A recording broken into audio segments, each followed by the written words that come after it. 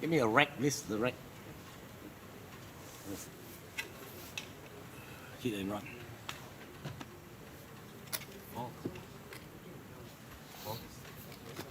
Santos want to play. Oh, Santos, yeah, he asked me. Play. This is 4. Yeah, this is one businessman gone, another one cut. He likes to play with me.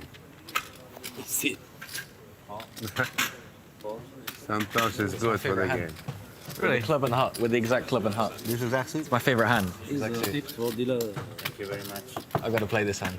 300.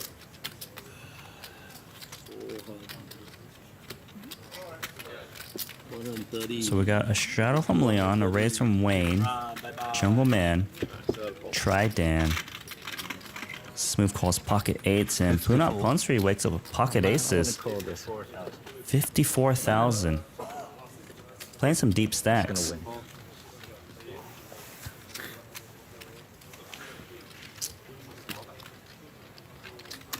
Paul, I'm going tomorrow.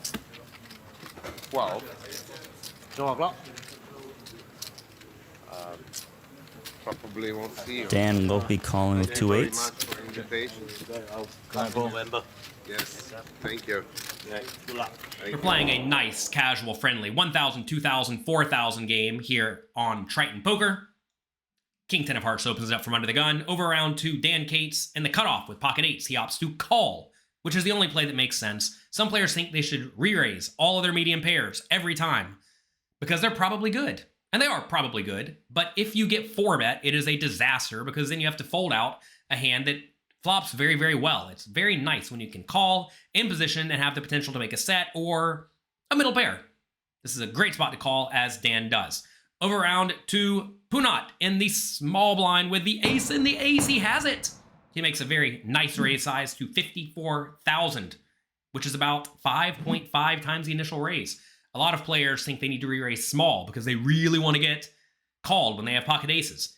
But the problem is that if your opponent's call in position getting excellent implied odds, that's not actually good for you. This is a spot where you certainly do want to go for roughly a pot size bet like Punnat does. And King 10 of Hearts correctly gets out of the way. Over to Dan Cates in the cutoff. Nasty spot, but closing the action in position with a hand that can sometimes win even if it does not improve. I think calling is the only play that makes sense. Let's go to the flop. Good night, Paul. No, 8. again. And we just flop quad eights. That's the 8 night. Date with an 8.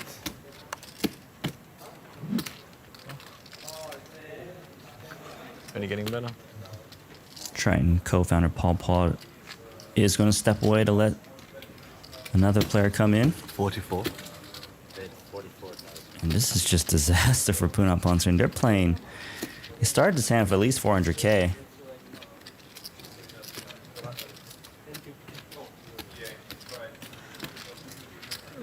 Hi. Hello. Hello. There's Santosh Suvana taking Paul's spot.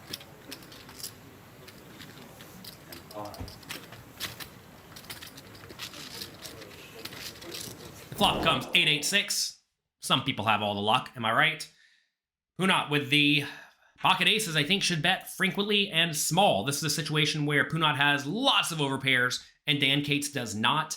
Also, neither player should have all that many eights, because if you think about it, what are the only eights that make sense in this scenario? Well, it's going to be ace-8 suited, which is completely blocked by Punnat's pocket aces, and 9-8 suited and 8-7 suited. That's about it. Maybe he's splashing with the 10-8 suited, and there's only 2 combinations of each of those, so there's almost no 8s in Dan Cates' range. Plus, don't forget the 1 combination of pocket 8s and the 3 combinations of pocket 6s.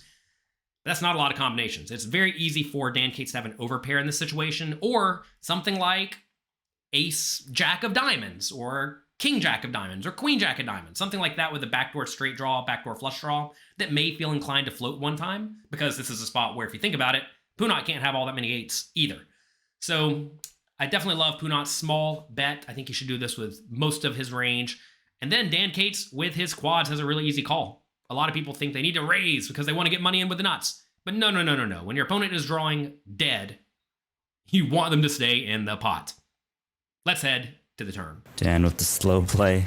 And that is an ace on the turn, and there is no way Punnat Punsri has a chance to get away now. The turn brings the ace, which is a very interesting card because now Punnat completely blocks the board, right? It is very, very, very difficult for Dan Cates to have anything, even though he is sitting here with the quads.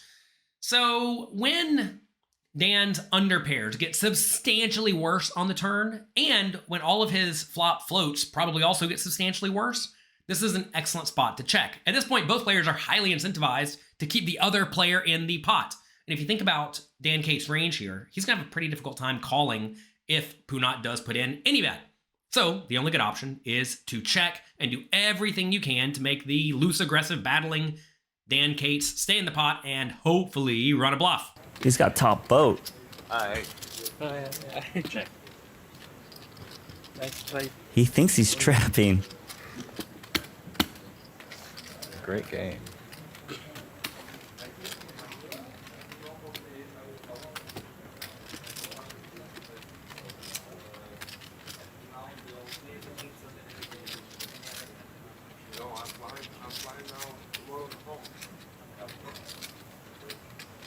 Dan Cates is going to bet his quad eights, it seems.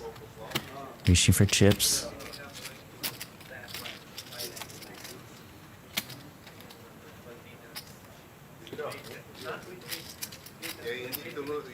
Wants to bet the turn to increase the likelihood of getting all the chips in by the river. Once Dan is check two, I think he needs to bet. And the reason he needs to bet is because he just has to get money in the pot. Notice he is playing with something like $300,000 behind, with the pot being something like 220. So he needs to build the pot. Given he needs to build the pot in order to get a river shove in, I think a small bet makes a lot of sense. In this scenario, Dan wants to keep Punnat in with whatever he could possibly have, which is going to be a lot of ace-x and a lot of underpairs to the ace. And I think a smaller medium bet is somewhat likely to get called. And he does go for 77,000. I don't think anyone's going to fold even a hand like pocket jacks for 77,000 in this spot, although maybe they should. So it's a dicey scenario that I do think will result in Punnat having to call very frequently with basically everything, which is good. Puts roughly a third pot bet in there. Smaller bet designed to, you know, of course, get the ace to call, as well as those jacks, queens, and kings.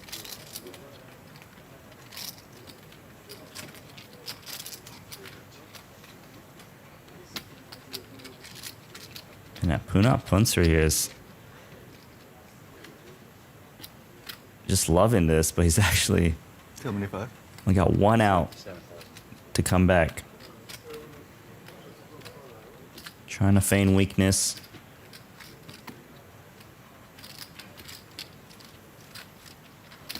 $367,000 in the middle.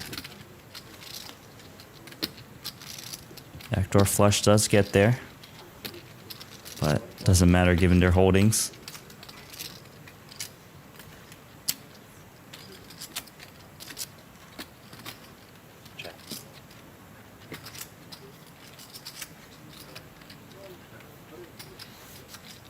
Facing the turn bet, a lot of people check raise in Punnat's shoes, thinking, well, I have the best hand. I really don't want to call and then check the river because then they might check it back. But you have to realize, in this scenario, if Dan Cates has an underpair, he's just not putting any more money in the pot.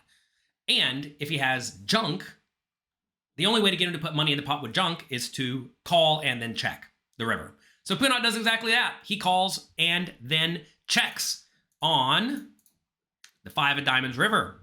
The question then becomes, what should Dan Cates do? Dan Cates, quick peek at his cards. Still got quad eights. Absolutely sick hand.